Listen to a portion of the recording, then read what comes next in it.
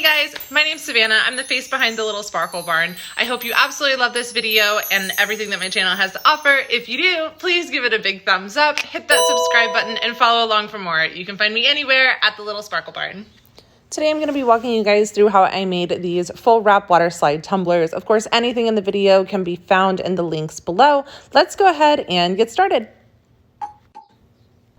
So the first thing we're going to do is make sure that our tumbler is nice and prepped. That means I've already sanded this tumbler down with 220 grit sandpaper. I've wiped it down with rubbing alcohol to remove any of the dust. And now I'm going in for the base paint of this tumbler, which is just going to be this solid white paint. I'm using the Rust-Oleum 2X paint. It bonds to plastic, metal, anything like that. And I'm making sure that I'm holding it about 12 inches away from the tumbler to eliminate any chance of streaking or dripping.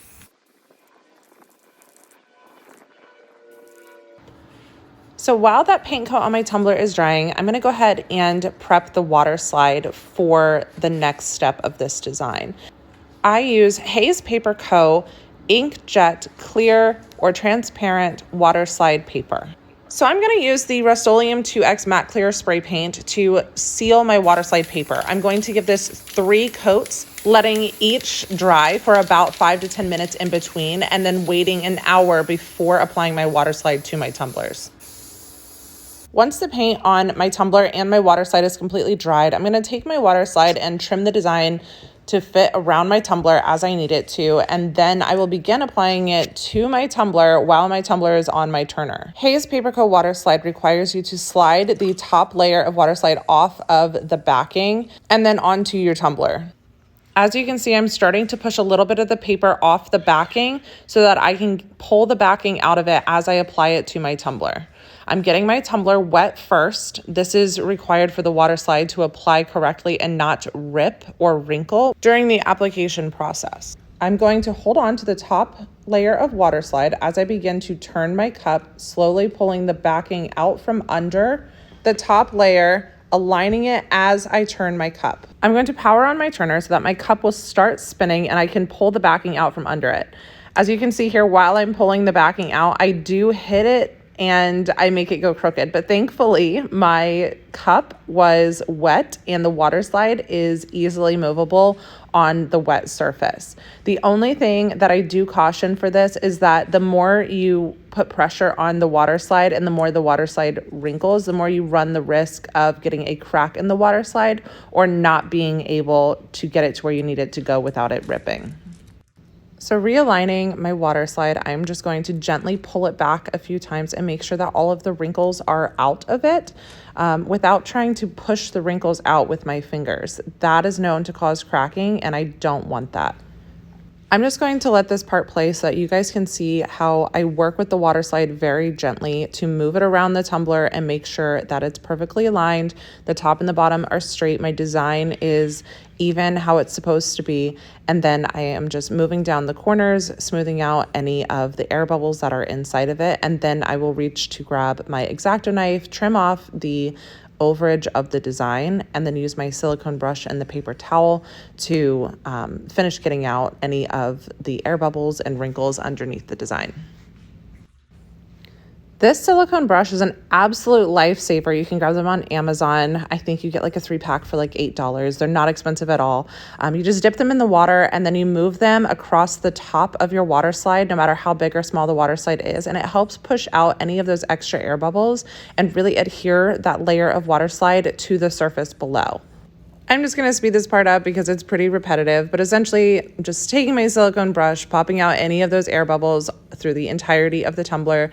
And then once that's done, I'm going to dip my hands in the water and I'm going to press down the top and the bottom of the water slide so that it forms around the lips of the cup. The final step in the water slide process is going to be to take my paper towel and gently push it up and down the water slide, making sure that any of those remaining air bubbles are totally out and drying any of the spots in the process. I'm going to let this water slide dry on the tumbler for about 3 hours before applying my first layer of epoxy.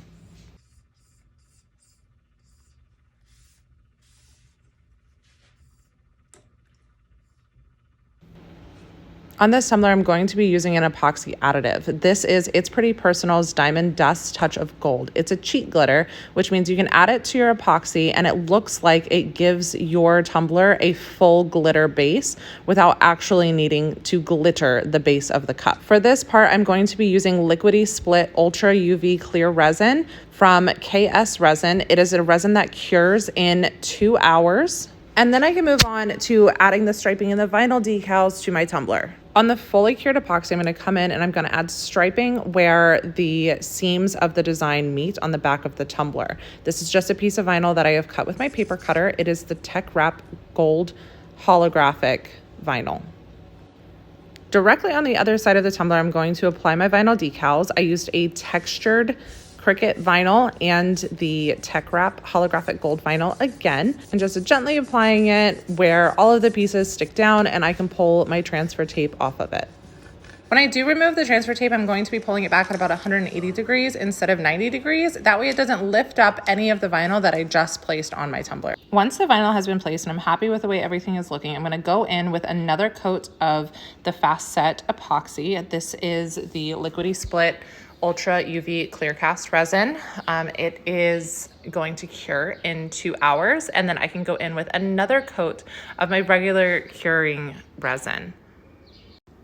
So just letting this layer totally cure, and then I'm going to come back in and sand it down if I have any spots with like air bubbles or anything sticking out. I shouldn't because I didn't use glitter on this tumbler, and I am using my heat gun to pop any of those bubbles between each layer. And then I'm coming in with my final layer of epoxy for these tumblers, which is a regular curing resin. It's going to cure in a matter of like 4 to 6 hours.